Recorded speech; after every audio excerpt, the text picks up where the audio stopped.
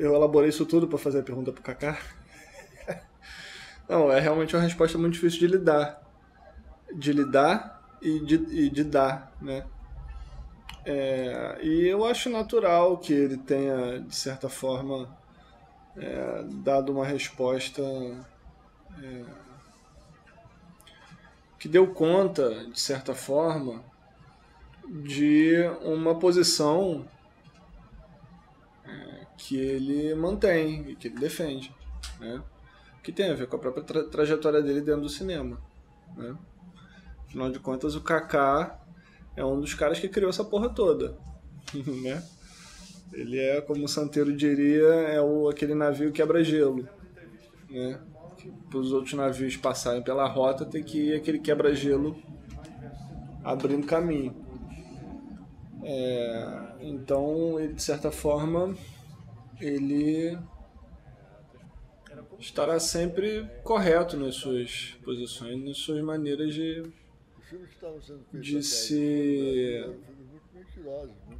expor aquilo que ele pensa sobre o cinema, né? Ele foi um dos caras que inventou isso aqui no Brasil. E, por ter inventado e por ainda estar vivo, a trajetória dele se confunde com a trajetória do cinema independente brasileiro, né? E essa trajetória do cinema independente brasileiro dos anos 60 para cá é uma trajetória que tem muitas nuances. Muitos cineastas independentes encontraram os seus espaços e os seus caminhos dentro da indústria e dentro do mercado, e outros não. Não porque não conseguiram, mas também porque optaram por seguir outros caminhos, né?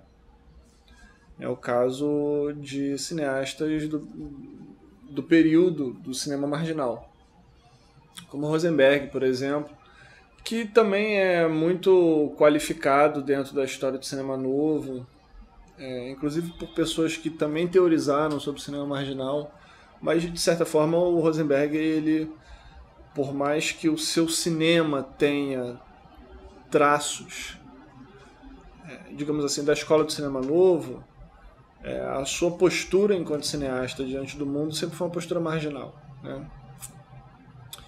E dito isso, eu acho que é importante a gente...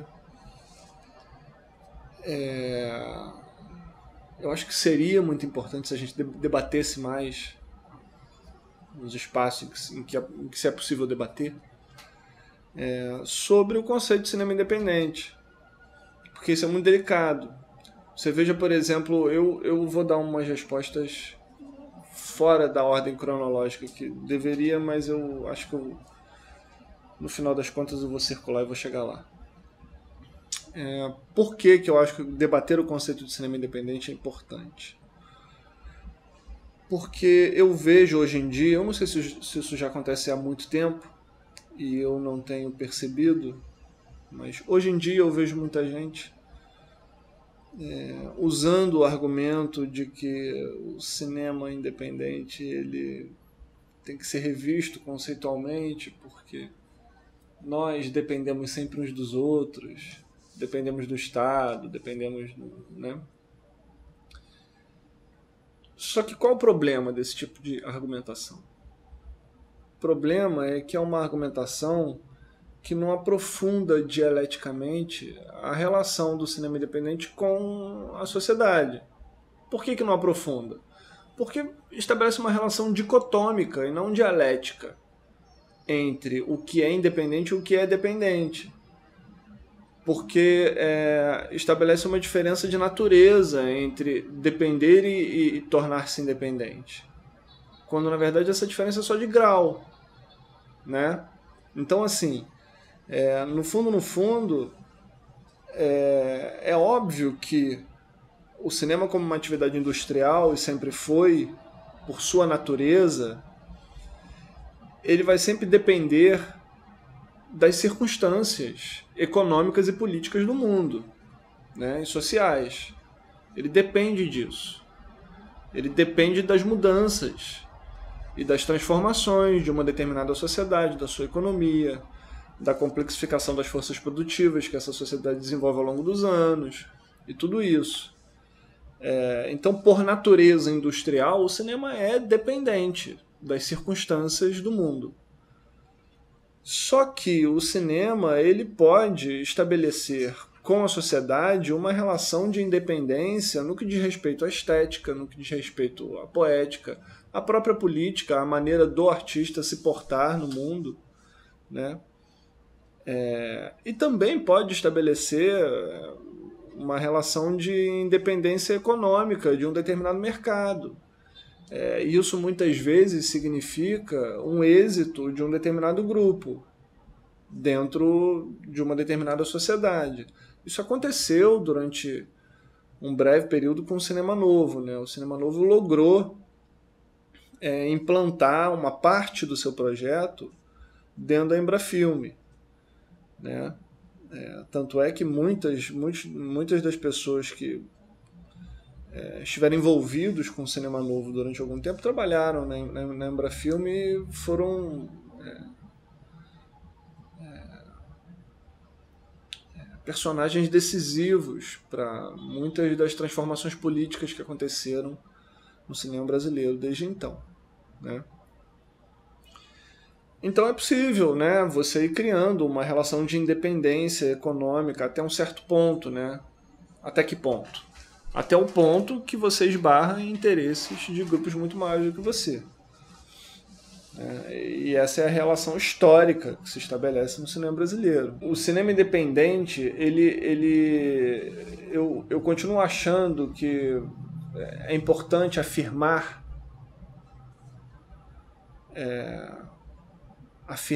o caráter independente do cinema brasileiro na medida em que é preciso travar alguma luta.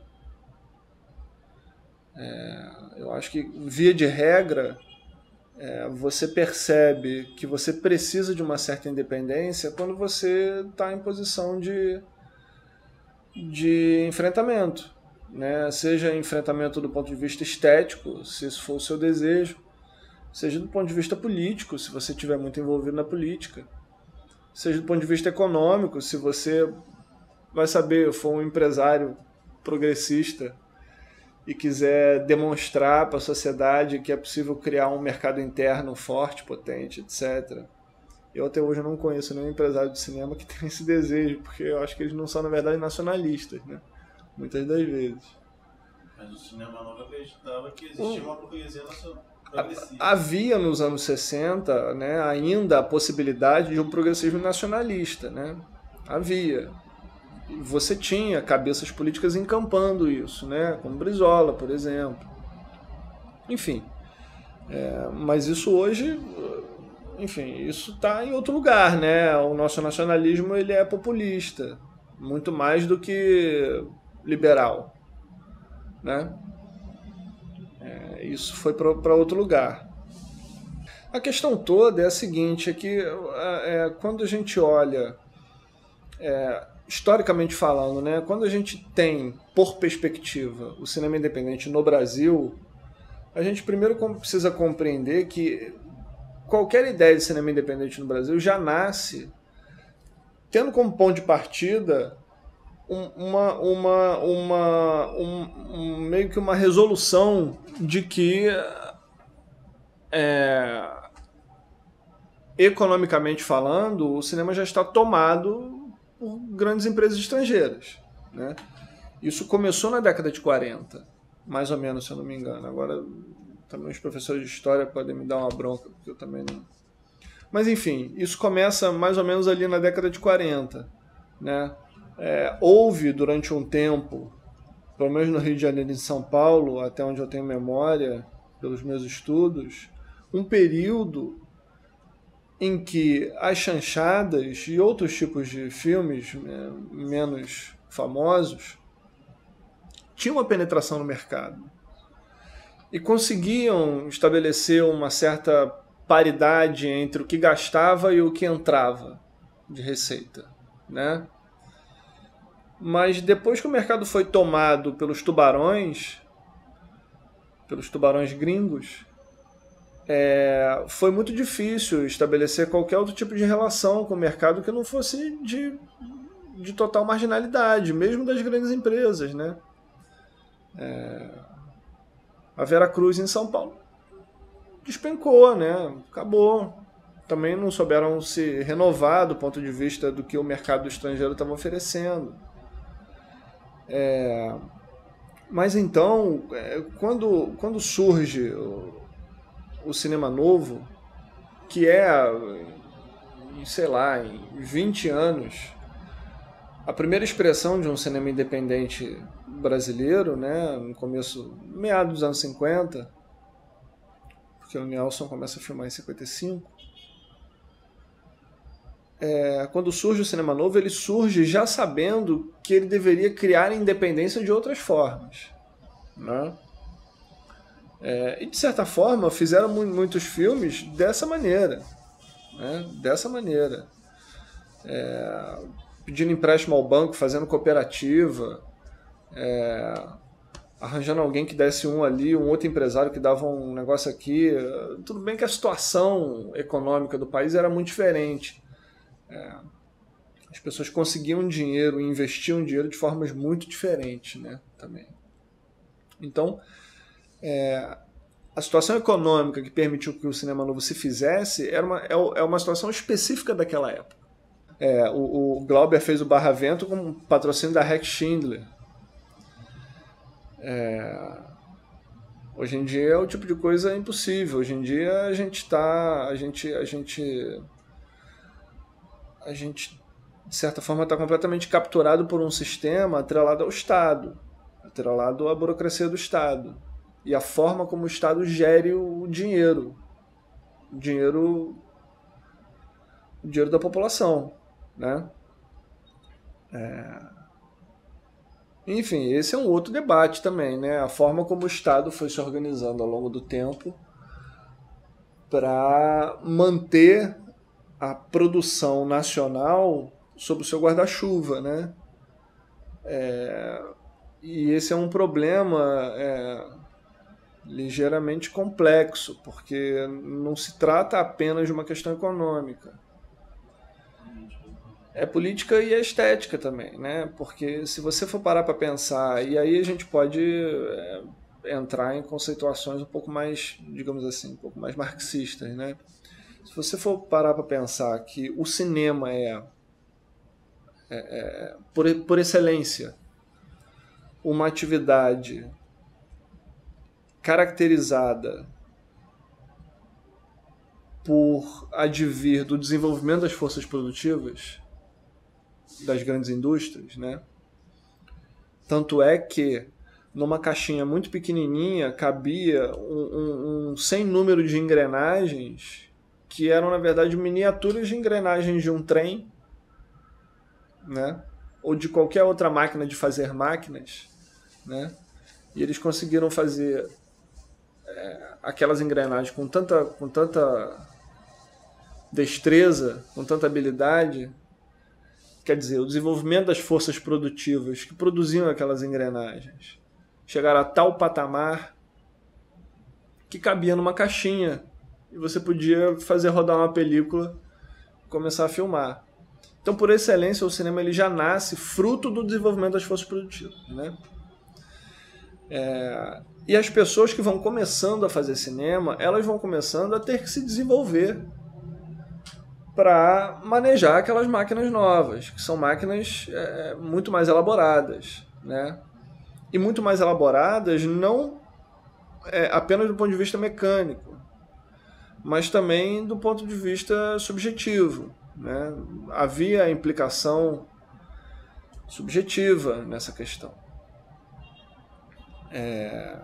E por essa razão, a criação e a elaboração dos modos de produção, ou seja, à medida que as pessoas iam criando maneiras de se fazer filmes, elas iam compreendendo que haviam também maneiras de se gastar o dinheiro, né? Tem um filme do Godard que ele fala isso. Ele diz que ele está fazendo uma ironia com o roteiro, né, que pediam para ele para entregar, porque ele costumava fazer filme sem roteiro, ou pelo menos esse era o desejo dele, nem sempre ele conseguia. sobre o filme Passion. E aí, não sei se antes ou depois do filme Passion, ele resolve fazer um outro filme chamado Cenário do filme Passion, que é roteiro do filme Passion. E é um filme brilhante. E ele conta essa história, ele fala que o roteiro, ele não é não nasce de uma inspiração de um literato que resolve fazer cinema, ou coisa parecida. O roteiro, ele é simplesmente, ele nasce simplesmente da necessidade do produtor de quantificar e precificar os vários elementos que estavam num set de filmagem, que estavam numa produção, e que precisavam ser quantificados para ser melhor manejados, para ser melhor controlados, para que o filme não custasse tanto e rendesse mais, né? Então, aí o Godard brinca, ele fala, você põe um carro de polícia, $3. O mocinho que corre atrás da menina, $10. A menina que sai correndo, assustada, com medo de ser estuprada, $6. E aí você ia quantificando com o tempo, esses papéis onde iam se anotando isso foram ficando mais elaborados. Então o mocinho que corre, o cara que corre atrás da mocinha num dia de sol, pela rua tal, com um posicionamento de câmera tal, e isso foi virando roteiro, né? Então, quer dizer, o roteiro ele surge da necessidade de contabilizar a produção cinematográfica, né? Então, a atividade cinematográfica, ela é uma atividade que exige um certo desenvolvimento das forças produtivas, das grandes indústrias, né? Assim como hoje é o mercado de TI, por exemplo, né? Se você parar para pensar, os modos de produção cinematográfica, por ser uma produção de caráter industrial, que tem um alto grau de desenvolvimento de forças produtivas, ele é um modo de produção que está atrelado, que é influenciado por decisões financeiras, digamos assim, né? Então, cada decisão que um produtor executivo toma, de certa forma, em certo grau, influencia lá na ponta, ou seja, influencia esteticamente o filme, né? De um jeito ou de outro. Se você não gostar dessa influência, você pode consertar na pós-produção. Se você gostar, você pode incorporar ela na mise-en-scène. Enfim, não importa. O que importa é que há essa influência, né? E se há essa influência no nível da produção executiva, obviamente, quando você estrutura sob o arcabouço do Estado toda uma burocracia que gere o fomento e que determina de antemão que um projeto tem que se adequar a uma forma de ser pensado financeiramente para poder ser produzido, você pode até argumentar, tem muita gente que argumenta, não, temos que hackear o Estado, temos que, né? Tá bom, ok, né? Alguns anarquistas até concordariam, mas assim, se você vai hackear o Estado, vai ser só você hackeando o Estado, entendeu? Você e mais 2 que conseguirem, né? Isso não é um projeto de cinema, entendeu? Isso é uma perspectiva muito individual de sucesso, compreende? Aí que eu queria chegar. Pois é. Então, calma aí, deixa eu só concluir esse raciocínio. O que eu quero dizer com isso? Eu quero dizer que um Estado que baseie a sua distribuição de dinheiro para a realização cinematográfica, ele tem que diversificar essa distribuição ao máximo, né? Não é o que tem acontecido. Não é o que tem acontecido, veja bem, a nível, talvez seja até meio delicado o que eu vou dizer, mas a nível estético. Por quê? Porque se os modos de produção estão implicados nas decisões financeiras, quando você normatiza a forma como você vai apresentar o seu projeto para o Estado, para ser aprovado, para receber dinheiro, seja para qual programa for, seja para um programa municipal, seja para um programa estadual, seja para a Petrobras, seja para o BNDES, que ainda não abriu, mas talvez abra, seja, né, para o FSA, enfim, seja lá o que for, para a Prefeitura de Niterói aqui, né, você tem que adequar o seu projeto a esse tipo de pensamento. E mesmo que você consiga hackear, você vai perder o seu tempo fazendo isso. Não é? Você perde o seu tempo fazendo isso, para depois ter que hackear, ou seja, você já sai perdendo, né? O tempo que você poderia ter elaborado um projeto autoral muito mais interessante, você perdeu se adequando àquilo para depois tentar resgatar a sua ideia do filme que você tinha lá atrás dentro de uma equipe que já está estruturada para receber o projeto daquela forma. E aí quando tu chega no set de filmagem para fazer, você fica batendo cabeça ali, tentando fazer o filme que você queria, mas tendo que fazer o filme que mais ou menos dá. Enfim, vira uma bagunça. Vira uma bagunça e você perde muito esteticamente. Todos perdem, né? Todos perdem a nível estético. Tanto a população que vê os filmes, quanto a gente que não consegue, né, sair do mesmo...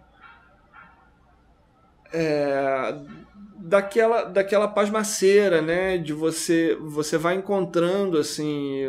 Muitas pessoas caminham nesse percurso, né? Você vai encontrando, ou as pessoas vão encontrando em você um traço, um gesto seu, uma maneira de trabalhar, uma característica peculiar da sua poética que pode virar uma marca sua, né? E aí, na verdade, você começa a pensar os seus próximos filmes com uma cabeça de branding e não com uma cabeça de artista, né? Então você começa a fazer uns filmes sempre muito parecidos com os anteriores, né? Tentando imprimir sempre aquela sua característica, né? Porque assim você consegue um espacinho no nicho ali de pelo menos festivais e mercado, que são também espaços todos com pouca efetividade dentro do mercado real, percebe? Porque esses filmes eles chegam a 70 mil espectadores, 80 mil... filmes com muito sucesso chegam a 100, às vezes 500, mas assim, os filmes de 1 milhão são 2 ou 3 que a gente sabe de quem são, né?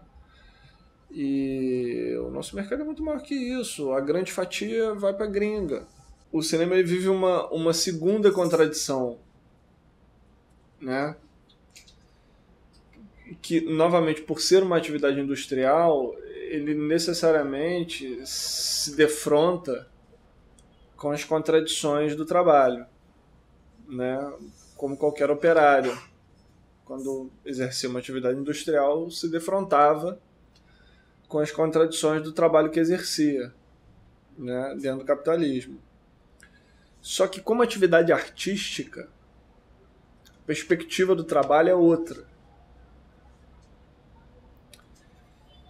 E como atividade artística, o artista ele exerce muito mais do que só uma profissão. Então o seu trabalho ele tem outro valor que é diferente da mais-valia do trabalho industrial. Percebe? Mas ao mesmo tempo, e eu acho que isso aconteceu e continua acontecendo com todas as artes, mas cada arte teve um momento histórico em que isso teve no auge, né? Digamos assim. Principalmente se a gente for traçar teleologicamente, ter como base a história europeia, né? Mas dá para fazer paralelos interessantes com a história de outras regiões do planeta. Mas o fato é que eu acredito que toda atividade artística quando ela se complexifica a tal ponto que ela chega no auge do seu rigor estético, da sua beleza, né? Ela necessariamente começa a estabelecer uma relação de enfrentamento com a sociedade que está em volta dela, né? Ou seja, na música, na pintura e mais tarde no cinema, os artistas, quando tiveram a possibilidade de atingir um alto grau de complexidade estética naquilo que faziam, começavam a elaborar também, em alto grau, um pensamento que complexificava a sua atividade artística no mundo tal qual é, né? E eu acho que isso se deu com o cinema, né?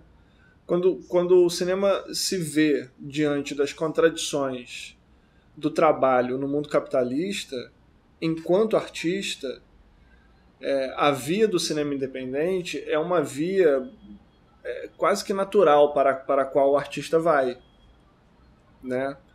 E eu acho que esse ponto é importante de demarcar, porque eu acho que a necessidade de debater a questão do cinema independente, de ora afirmar-se, ora não afirmar, ora ficar em dúvida, enfim, essa tragédia que o próprio artista vive, né, enquanto independente, de estar ou não inserido no mercado, como se inserir, não se inserir, fincar o pé e falar, não, vou continuar independente, manter-se firme na sua posição, ou não manter-se, ora tremelicar, ora, ou de repente entra numa depressão, enfim, todo esse drama que vive o artista, né, é um drama que eu acho que está potencializado pelo fato de que ele exerce uma atividade que é extremamente elaborada do ponto de vista industrial e que necessita de uma liberdade espiritual para ser exercida enquanto atividade artística, né? Então eu acho que é essa via que leva para o cinema independente. Agora, existe um grande problema aí. O problema é que muitas vezes esses artistas eles têm debilidades teóricas muito grandes, né?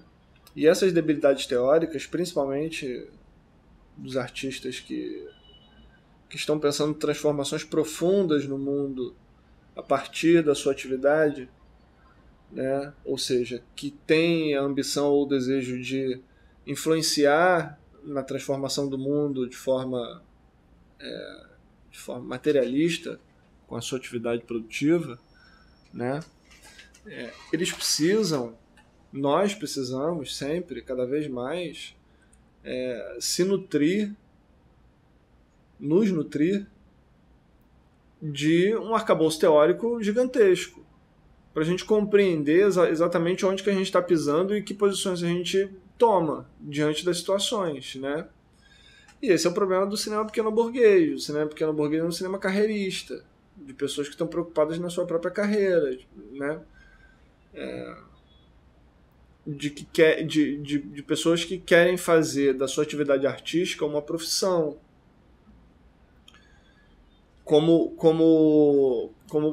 ponto de partida para a atividade, né? Essa que é a questão. A atividade produtiva cinematográfica no Brasil hoje, independente, ela é uma atividade quase sempre privada, tá? Ou seja, você abre a sua produtora e você, por mais que você use dinheiro do Estado, você precisa usar o dinheiro do Estado através do seu CNPJ, né? Então, o Estado, ele nesse momento, ele está fazendo uma mediação entre o dinheiro e pessoas jurídicas. Né? Se você resume a política de fomento estatal a esse modelo, o que você vai instigar nos cineastas, nos produtores, é que abram as suas empresas e que se joguem no mercado, né? É isso que você vai incentivar. E quando isso começa, de certa forma, a se consolidar, essas pessoas elas deixam de ser incentivadas e passam a ser defensoras, né, do modelo através do qual elas estão se beneficiando. E depois que você consolida, de certa forma, a nível intelectual, a nível político, etc., depois que você consolida essas defesas, né, que aparentemente são defesas do Estado, né, é difícil você desarraigar. Né? Então hoje a gente está vivendo um impasse, que é um impasse de que muita gente está começando a perceber, algumas pessoas tardiamente, outras não, que nós estamos vivendo esse impasse, só que tem muitas outras pessoas, tanto da nossa geração quanto de outras gerações, que estão dispostas a defender esse modelo como forma de sustentar a sua atividade produtiva. E acredito eu que elas defendem isso dessa maneira porque não compreendem muito quais são as outras soluções para isso, né? Não compreendem quais seriam as alternativas e como chegar até elas, né? A primeira forma de fazer isso é se organizando. Mas quando você começa a ver de que forma as entidades ligadas ao cinema e ao mundo do trabalho no cinema se organizam, você percebe que, na verdade, é um monte de CNPJs se organizando para tentar democratizar o fomento aos CNPJs. Então, não é propriamente uma atividade política, percebe? É uma congregação, é um clube, entendeu? É um clube de pequenos empresários, né? Que precisam fazer uma atividade política a nível da tecnocracia estatal, entendeu? Assim, mudança de PL para favorecer o fomento para isso, para aquilo, porque a gente tem que disputar com os gringos e porque a gente tem que regular a atividade dos gringos aqui, etc, etc, etc. Ok, é o caminho dessa política pequena burguesa, né? Da política dos três poderes. É o caminho. Mas não é o único caminho possível para a atividade política cinematográfica. Essa que é a questão, né? E um outro caminho para a atividade política cinematográfica, que não seja o caminho para ficar disputando fomento através de CNPJ, é pensar de que outra forma organizar o dinheiro destinado para o setor de maneira que a atividade independente do cinema ela não fique atrelada às condições de mercado impostas pelos produtores estrangeiros. Sim, mas aí existe uma outra questão, porque de qualquer forma esse fomento estaria saindo do Estado. Então, os produtores vão estar à mercê de uma forma ou de outra do que, né, das políticas de Estado que for construído como consenso nessa esfera. Mas aí é preciso debater que tipo de Estado a gente está querendo. Mas o Estado não é um só, não? Sim, o Estado é um só, mas ele pode ser um Estado burguês ou ele pode ser um Estado transitório revolucionário. Ele pode ser um Estado, por exemplo, como aconteceu na Rússia, tomado por uma revolução.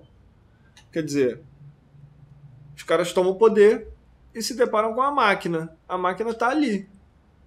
O que você faz com essa máquina? de certa forma, tudo bem, o contexto deles era outro, haviam guerras iminentes ao redor, né? Mas de certa forma você tem que botar a máquina para funcionar. Tudo bem, eles botaram duas, eles botaram a bélica e botaram a cinematográfica. Mas a gente aqui, se botar só a cinematográfica para funcionar, já está de bom tamanho. Mas a questão de que forma se pensa uma política estatal que não seja regulada por um mercado externo. Da relação do Estado com o mercado interno. Né? Basicamente com o mercado interno, porque a gente não pode também ficar aqui elucubrando sobre como a gente vai se inserir no mercado internacional. Porque isso é outra história. Tem gente até tentando, mas isso é outra história. Mas essa relação é complicada. A relação do Estado com o mercado. Porque se o cinema é uma atividade industrial e é uma atividade que exige muito dinheiro, independente da complexidade do filme que você está fazendo, é sempre muito dinheiro, se a gente for colocar em escala, né, com relação a outras atividades, por exemplo.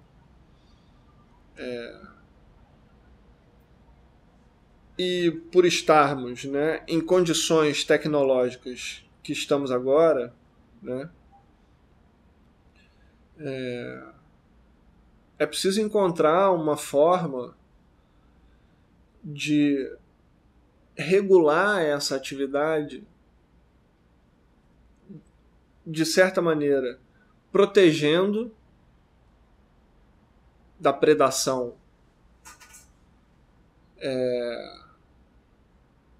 o mercado e, ao mesmo tempo, criando um ambiente em que ele seja desexplorado, percebe? Assim, na real, o mercado ele tá aí, entendeu? Ele tá aí. Mas a partir do momento que a gente pode mexer nessa merda e fazer do nosso jeito, o que deveríamos fazer? Né? Devemos desexplorá-lo. De repente reflorestá-lo. Né? Talvez. Criar novas culturas, né? Acabar com as monoculturas audiovisuais. Isso, de certa forma, foi uma pauta do cinema novo também?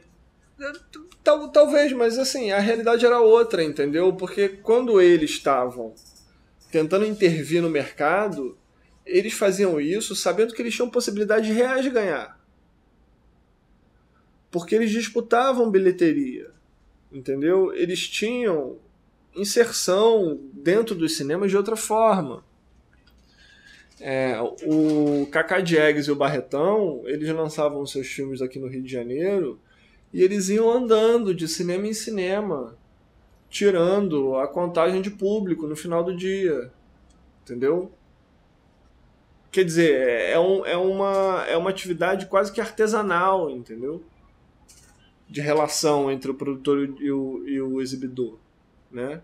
Não tem esse tanto de intermediação que a gente tem, né? Intermediações às vezes burocráticas. Hoje, para você chegar numa sala de cinema é outra história, mas também é outra história para você chegar num canal de televisão, também é outra história para você chegar no streaming, também é outra história para você chegar em qualquer lugar, para você ser exibido é outra história, entendeu? Então, assim, eles tinham condições econômicas e políticas diante deles que possibilitava que eles sonhassem com isso, entendeu? Essa aqui é a questão. O Deus, o Diabo na Terra do Sol teve bilheteria, entendeu? Foi assistido pelas pessoas no cinema. Essa aqui é a questão, né? Tudo bem, aí teve uma ditadura militar no meio, acabou com 2 gerações, né? 2 gerações perderam a trajetória do desenvolvimento, né, do cinema independente brasileiro, né? Isso depois para recuperar é terrível, a gente sabe disso, né? Então, de outra forma não aconteceu com a música. Com a música foi diferente, até pelo caráter da indústria fonográfica musical brasileira, né? Que também era dominada por empresas internacionais, mas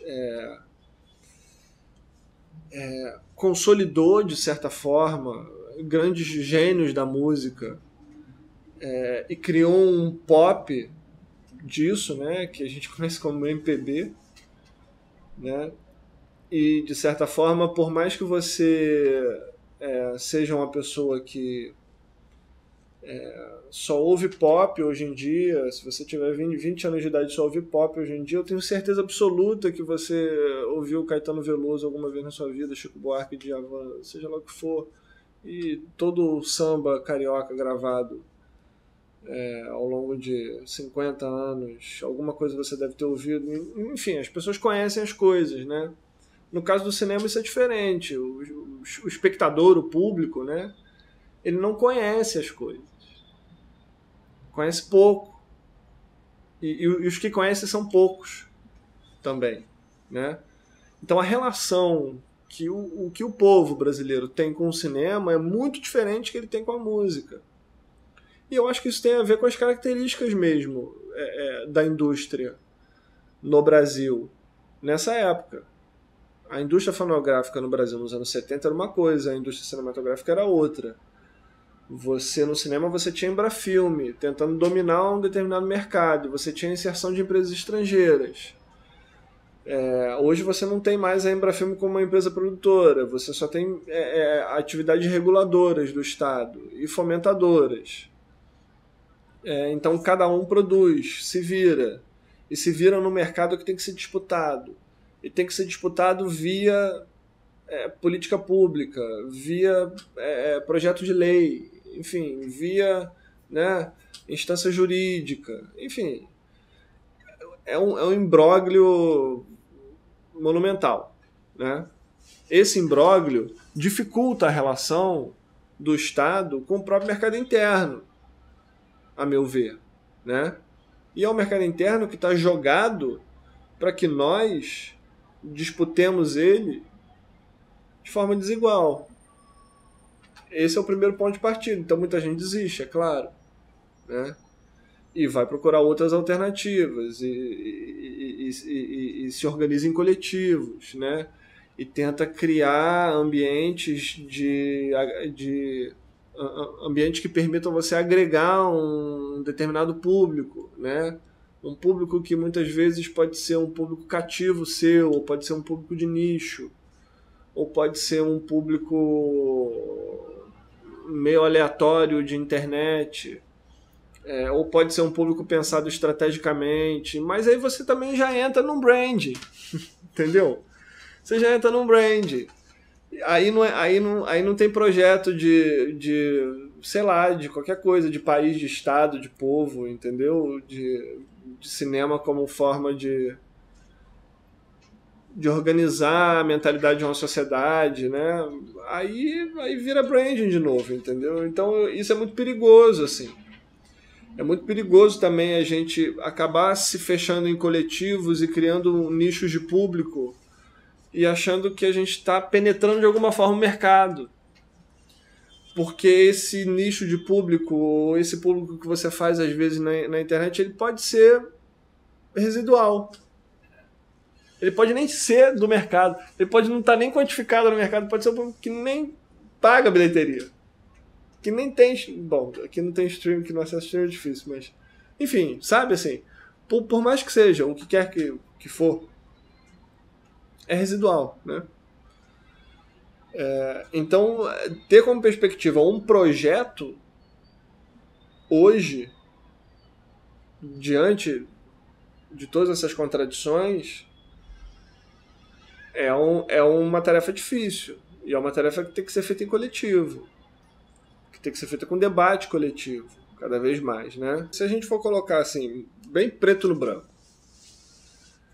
que tipo de organização se deveria ter para a gente chegar num nível de atividade política realmente transformadora, né, de uma realidade? Para começar, não deveria ser uma organização meramente de produtores de cinema. Essa organização ela tem que estar necessariamente vinculada a uma organização partidária política. Ou a uma organização política de esquerda, que pense não só o cinema, teoricamente, né? Que esteja pensando a transformação social profunda, teoricamente. Né? Porque eu não acho que tem como os produtores brasileiros se organizarem enquanto entidades de produtores audiovisuais, cinematográficos, e não debater questões teóricas profundas da organização da luta política e social, né? Só debater questões da burocracia estatal, entendeu?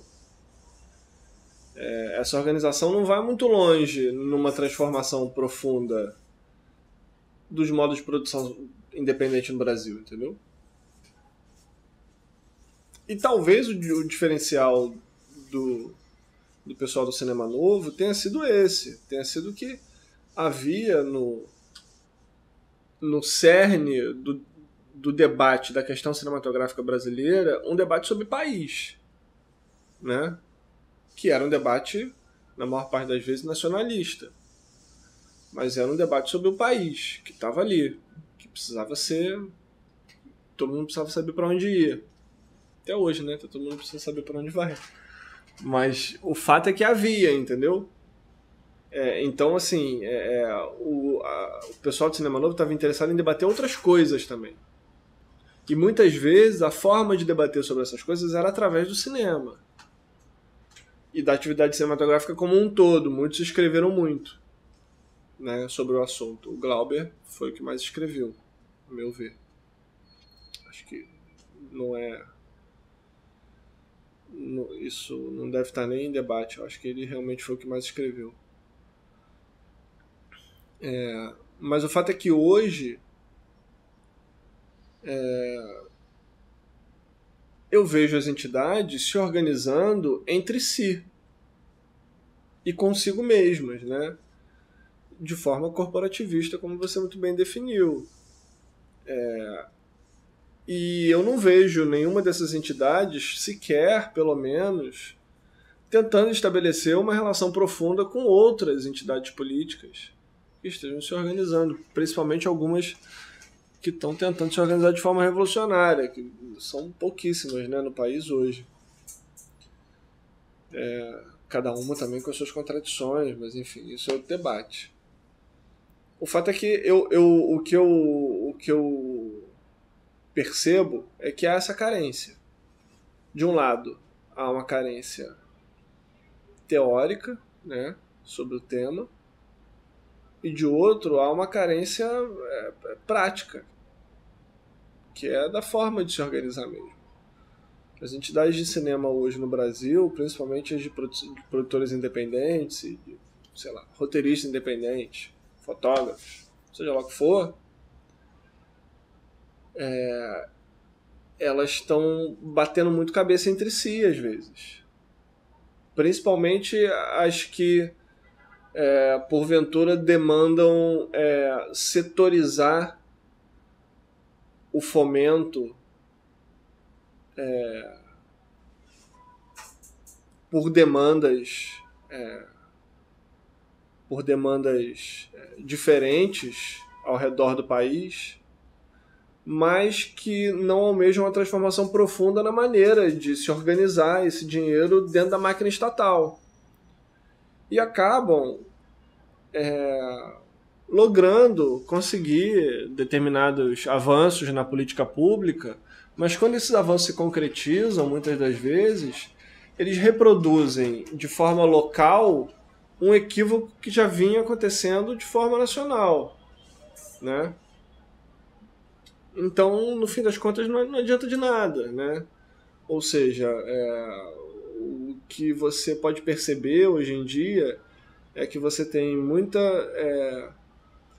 produções nacionais que estão tentando emular umas às outras porque percebem que está se começando a criar um determinado espacinho de mercado para que um determinado tipo de produção ganhe crédito. E isso tem a ver com o tipo de estratégia que se monta para as produções, né? Percurso que se faz nos festivais, né? E tudo isso aprisiona esteticamente as obras e aprisiona esteticamente o gosto do público, o critério do público, né? Então você acaba formando uma grande rede, uma grande teia, onde cada aspecto da atividade cinematográfica ela está implicada num sistema que privilegia o status quo, né? Ou seja, o nosso cinema independente hoje, ele só consegue espaço no nosso mercado interno depois que ele passa pelos festivais internacionais. E ele só chega nos festivais internacionais se ele emula os filmes que já passaram por lá, que são de outros lugares, que não daqui do Brasil. Muitos cineastas da nossa geração e de uma geração anterior à nossa perceberam que os seus filmes, que determinadas características dos seus filmes ganhavam espaço em alguns festivais internacionais e começaram a adequar as suas produções para cada vez mais exacerbar essa característica a fim de permanecer sendo exibido, né, nos circuitos. E isso ensejou que as políticas públicas que eram feitas aqui poderiam ser complexificadas a tal ponto que pudesse criar uma abertura de mercado para essas obras que estavam vindo do exterior, consagradas, laureadas, etc. Então você começa a criar políticas públicas no Brasil, a meu ver, que privilegiam uma determinada metodologia da atividade cinematográfica brasileira, né? E nesse sentido, esse cinema independente tornou-se muito dependente. Né? Nesse sentido, tornou-se muito dependente de uma determinada ideologia de mercado, né? Que é uma ideologia que, na real, não é nem nossa sequer, né? É uma ideologia que a gente tem que se adequar a ela para poder ganhar alguma coisa. Não, ele é da geração do Santeiro, que são um pouco mais novos do que o Glauber. O Glauber era, acho que até o mais velho, um dos mais velhos de todos. Posso estar falando besteira. O Nelson certamente era o mais velho de todos, mas o Glauber eu acho que é mais velho que o Kaká, por exemplo. Mas enfim, o Rosenberg é um pouco mais novo, né? Você imagine que essa diferença de idade naquela época, vendo o que pessoas 5, 7 anos mais velhas que você estavam fazendo, isso impressionava. E isso te dava uma dimensão geracional muito própria, né? Você, quando ia fazer e via que os primeiros também estavam fazendo, você se identificava. Ao mesmo tempo, o Rosenberg ele sempre se identificou muito com o cinema novo, isso é um fato. Agora, eu sempre achei que o Rosenberg ele fosse... Olha, imagina, quem sou eu para falar assim tanto do Rosenberg? Eu tive muito pouco tempo com ele. Conheci ele já estava muito perto do fim da vida. Mas eu sempre achei ele um pouco mais anárquico. Uma imagem pensada, criar o desejo de existir. Entre conceitos, fazer cinema num país sem a sua dimensão ética ou estética. Sensibilidade aqui é um roteiro de indagações num quadro clínico de corrupção, violência e desrespeito. Então, eu não sei se esse projeto de país sobre o qual a gente está falando e que atribuímos ao cinema novo estava muito na concepção de cinema dele, sabe? Eu acho que ele tinha uma visão de país. Eu acho que ele pensava o país. Mas projeto, eu não sei. Não sei mesmo. Não tive a oportunidade de conversar com ele sobre isso dessa forma. Cheguei até a expor algumas ideias minhas sobre o assunto. E a gente debatia e tal, mas ele nunca aprofundou muito sobre. Então, eu não sei se eu colocaria dessa maneira. Talvez outra pessoa que eu conheça mais até colocaria. A minha pesquisa, inclusive, pode resultar nisso, resultar em a gente saber se ele tinha ou não um projeto de país. Mas a pesquisa, ela deriva do fato de que o Rosenberg, ele, durante muito tempo, ele ficou famigerado, porque desde a queda da Embrafilme, da extinção, né, ele nunca mais filmou nada. É o que se dizia na boca miúda, né? Nunca mais filmou nada. Isso era uma coisa obviamente falsa, né? Todo mundo sabia que era falso, né? Mas, de certa forma, digamos assim, talvez fosse uma maneira de consagrar um marginal, dizendo que ele está aí ainda, vivo, nunca mais filmou nada, não sei. Eu até tento ver com uma certa ingenuidade esse tipo de afirmação. Mas o fato é que esse tipo de afirmação acabou me suscitando uma reflexão interessante, que é a reflexão sobre o período dos curtas-metragens do Rosenberg, né? E eu acho que o período dos curtas-metragens do Rosenberg é um período da sua produção, que também é um período da sua vida, corresponde a um período da sua vida, né? Que ele nunca teve uma atividade produtiva tão intensa, mas ao mesmo tempo nunca teve tão poucas condições para realizá-la. E isso caracteriza, tanto do ponto de vista estético quanto do ponto de vista político, isso caracteriza, a meu ver, muito bem o que é o Rosenberg e como que ele se portou diante da vida, né, com o seu cinema. E algumas pessoas já até fizeram um paralelo com a postura que o Godard adotou durante um tempo, nos anos 70 e nos anos 80 também. E eu acho que o próprio Rosenberg, quando analisava a sua própria atividade, ele mesmo fazia um paralelo com o Godard. E tinha no Godard uma fonte de inspiração, né? De alguém que logrou, obviamente com outras condições, mas de alguém que logrou permanecer firme nas suas posições, diante do que pensava a respeito dos modos de produção, e da importância estética que o filme deveria ter, em detrimento das ofertas produtivas que poderiam ser manifestadas aqui e acolá. Mas isso também tem um preço, né? O preço que se paga é o preço da marginalidade, porque o que nesse caso é ser marginal? É ser marginal do mercado, né? Ou seja, você fica apartado do mercado. Ou seja, você não pode exercer uma atividade e ganhar por isso. Basicamente, né? Você tenta arranjar dinheiro de outras formas. Tenta arranjar dinheiro fazendo isso também, mas usando outros recursos ou se adaptando. O próprio Rosenberg fez isso, né? O Santo e a Vedette dos anos 80 é isso. Ele foi fazer uma porno chanchada, contratado para fazer, né? Só que o filme ficou tão com a cara dele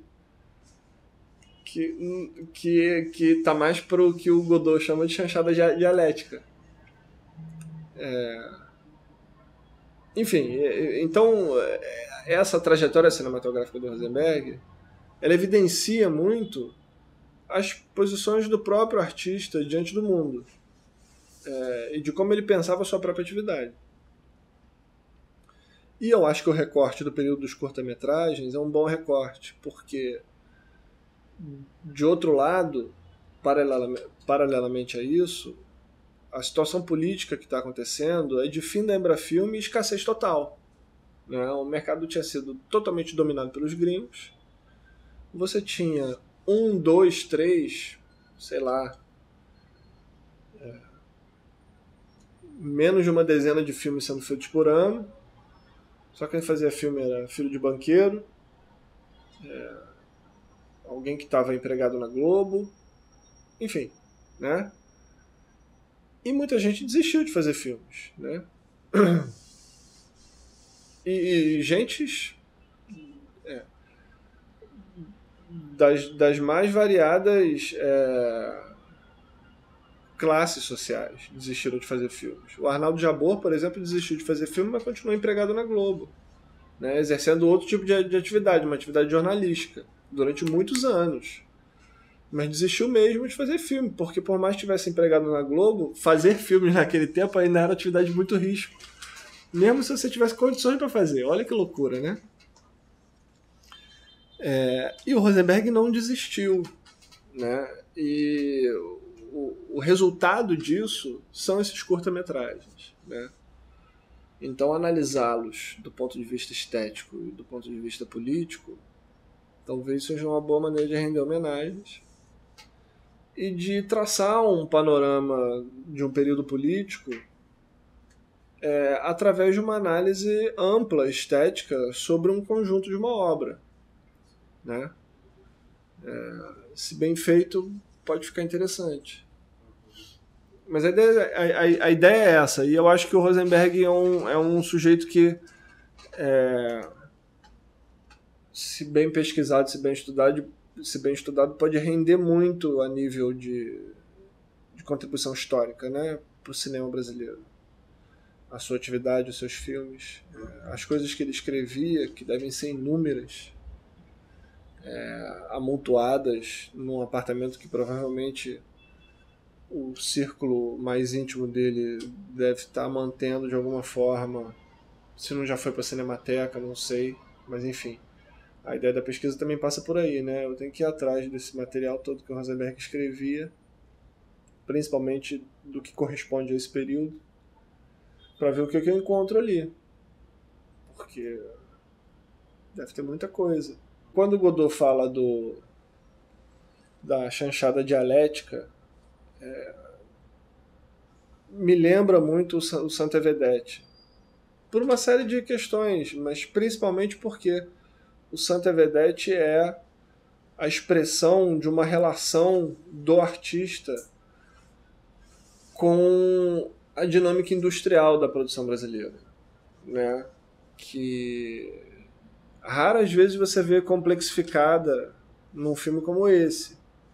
Ou seja, foi um contrato que o Rosenberg relutou em fazer para realizar uma pornochanchada, mas que acabou aceitando, e que no fim das contas ele transformou o filme de tal forma que o produtor que contratou ele para fazer a pornochanchada não gostou do filme, porque achou que o filme não era um filme para o público dos filmes anteriores que ele tinha produzido.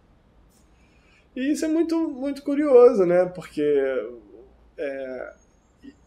é um momento em que o artista, com a sua verve autoral, suplanta a ideia do produtor de criar um determinado filme com uma determinada cara para o mercado, né? E isso é um gesto político fantástico. Fantástico. E por isso que é dialético. E se era a intenção do produtor fazer uma pornochanchada, nada mais dialético do que fazer uma chanchada política, né? E foi o que o Rosenberg fez no Santa Vedete. Acabou fazendo uma chanchada política. Arthur, eu acho que esse cinema ele intervém na medida que ele se organiza para intervir, né?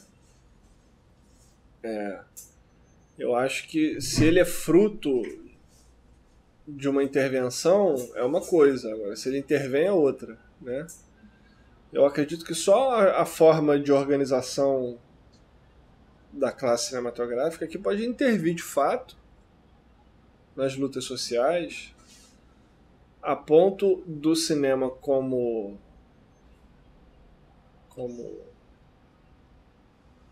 a ponto do cinema no seu aspecto estético intervir de forma subjetiva nessas lutas. Porque veja, não sei se você concorda comigo, mas eu acho que uma coisa é uma intervenção prática nessas lutas sociais através da atividade cinematográfica, né? Isso pode ter consequências, por exemplo, de que essas atividades elas ganham expertise em termos de produção audiovisual, né? Por conta da intervenção de uma determinada atividade cinematográfica nessa luta. Isso pode acontecer. Mas existe uma outra forma de intervir. E que é uma forma, a meu ver, privilegiada do cinema. Que é a forma subjetiva. Né? E pode ser uma forma, inclusive, que contribua teoricamente para as questões. Essa aqui é a questão. Né? Porque através da forma subjetiva do cinema é que, ao intervir em determinadas organizações, em determinadas lutas sociais, ele contribui teoricamente e filosoficamente para as lutas. Eu acho que a única forma de intervir subjetivamente nessas lutas, como forma de contribuição teórica, como forma de contribuição intelectual, que é a forma de contribuição privilegiada do cinema, né? A única forma de fazer isso é se organizando e buscando estratégias que visem a intervenção, digamos assim, a nível de massa. Entendeu? A nível de massa. Porque a transformação subjetiva, pelo menos a transformação que corresponde à atividade cinematográfica, ela é uma transformação que ocorre a nível de massa, né? Já há mais de um século, pelo menos, ela ocorre dessa forma na sociedade em que vivemos, né? A publicidade está aí para mostrar isso pra gente, né? E a televisão, no meio audiovisual, foi o veículo privilegiado para isso. Então eu acho que qualquer organização que almeje uma intervenção desse porte precisa debater essas questões nesse nível, né? Mas eu acho que aí é muito conteúdo teórico para debater, né? É muita coisa, velho. É muita coisa, entendeu? E assim, o produtor... E aí eu não tô nem fazendo meia-culpa não, porque eu acho que eu até me esforço bastante. Mas o produtor que, por exemplo, está querendo viver do seu ganha-pão, né? Sobra muito pouco tempo para essa pessoa para estudar teoricamente as questões políticas, históricas, as transformações sociais, políticas e produtivas que aconteceram no país, entendeu? Sobra mesmo, muito pouco tempo, cara. Entendeu? Isso é uma dificuldade real. A atividade cinematográfica brasileira, ela é de uma jornada de 12 horas, 10 horas, entendeu? Então, como que uma classe se organiza e debate teoricamente as questões trabalhando dessa forma, né? Então, tudo isso é muito delicado, entendeu? Assim, também não dá para dizer que... Eu acho que tem muita ingenuidade, muita ignorância, mas também tem muita... tem muita impossibilidade mesmo, entendeu? De chegar a determinados níveis de organização com a atividade cinematográfica que a gente tem calcada nos modelos que temos hoje, entendeu? Que é o modelo de hiperexploração, né? Portado lá de fora. Para fazer a gente trabalhar que nem uns condenados, produzindo conteúdo medíocre para encher streaming. E saciar um público que muitas vezes não sabe o que é, porque não tem a oportunidade de escolher. Né? A gente sabe muito bem disso. E o debate do público também é outra história. Né? Do meu ponto de vista, tem muita arrogância na maior parte das pessoas quando fala sobre o público. Porque o público rejeita, como dizem dos velhos de cinema marginal, né, que o público rejeita. Ou o público não gosta disso, ou o público não gosta daquilo. Mas qual é o critério? Qual é o parâmetro que estão usando para o público? Que público? Entendeu? Os streamings estrangeiros não compartilham com os produtores brasileiros os dados sobre as visualizações das suas produções. Então ninguém pode quantificar nada sem dados, né? O mercado brasileiro mesmo, o de cinema e o de TV, e o do streaming também, se for botar junto no balaio, todo esse mercado, ele 90%, até mais, se bobear, está tomado pelo filme estrangeiro. Então, você também não tem como quantificar. Você quantifica o quê? Em quantas cidades você quantifica o público? O público é quem? E o público não gosta a partir de quais critérios? Quantas gerações desse público brasileiro estão crescendo sem serem apresentados a trajetória do cinema brasileiro, que lhes permita compreender, por exemplo, o que é um filme difícil e o que não é um filme difícil. Porque isso também é uma coisa interessante. Muita gente diz assim, porque o público brasileiro não gosta de filme difícil. Ou qualquer que seja a palavra que você queira adotar aí para qualificar. Mas espera lá. Muitas vezes esse público brasileiro que chega nesse lugar, né, criterioso de dizer que não gosta de filme difícil, tem como base um filme difícil estrangeiro, né? E esse é o grande detalhe, a meu ver, do cinema novo, né? O cinema novo põe isso em questão, né? A questão é que um filme difícil estrangeiro é falado numa língua que não é a sua e se passa numa cultura que não é a sua, né? Portanto, as ironias não são ironias que você conhece. As metáforas não são metáforas que você conhece. Os links que o autor faz entre um pensamento filosófico, uma obra literária e uma corrente de pensamento estético são outras, que pertencem a uma história do pensamento deles, né? Tudo isso, se você, espectador, não tiver de antemão organizado na sua cabeça, você vai continuar tendo uma experiência ótima com o filme, mas você não vai poder ter um critério estabelecido do que é difícil e do que não é difícil, né?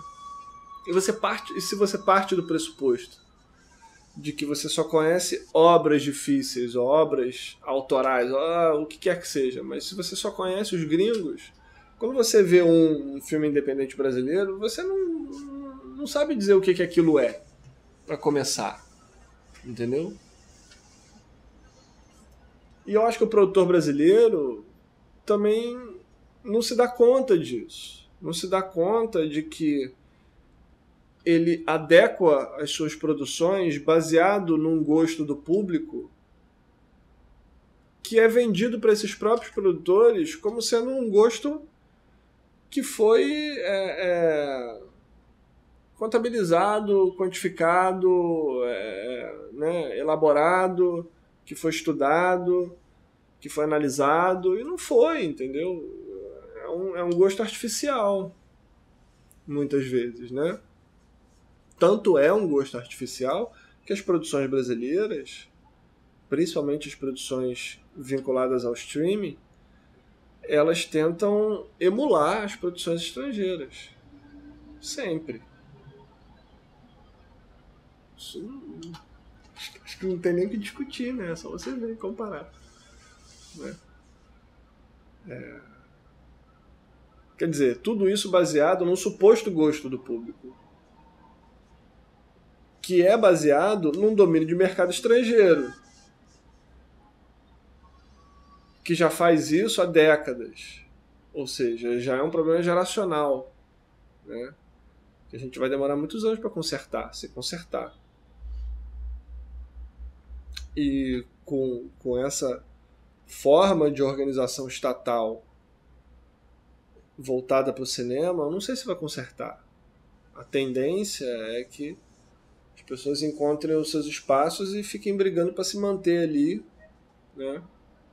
E fiquem desenvolvendo os seus nichos de mercado Com sorte, em algum momento, o cinema brasileiro como um todo vai ter uma determinada cara, que é a cara meio fidalga de algumas produções.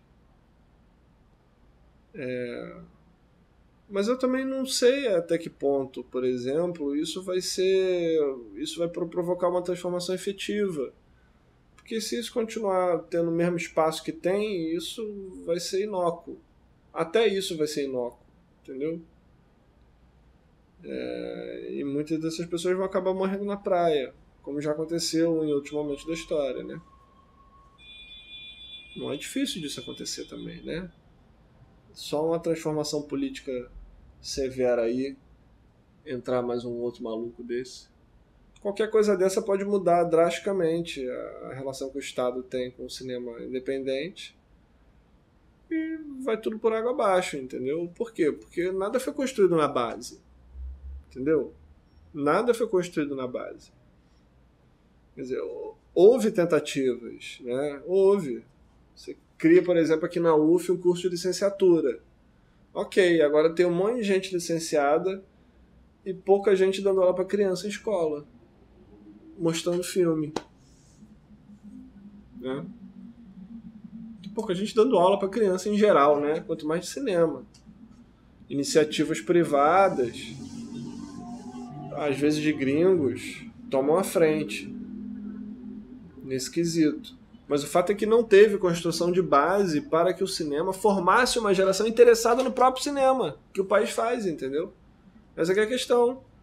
Não se formou esse interesse, que é muito diferente, a meu ver, do que hoje em dia chamam de formação de público. Que formação de público é uma nomenclatura de mercado, né? E formação de interesse é outra coisa, né? Formação de interesse é um interesse que retroalimenta a produção cinematográfica. Retroalimenta visando que essa produção atinja níveis cada vez mais elevados estéticos, né? E que possa ser futuramente ponta de lança mesmo de uma vanguarda política. Ponta de lança de um pensamento de uma vanguarda política, né? Como lá atrás o pessoal do cinema novo ambicionou ser, né? Que essa era a ambição dele, a grande ambição do Glauber era essa, né? Através dos filmes, digamos assim, a palavra pode ser muito forte, mas através dos filmes doutrinar a vanguarda de esquerda, né? Por um determinado caminho, que ele acreditava que era o caminho.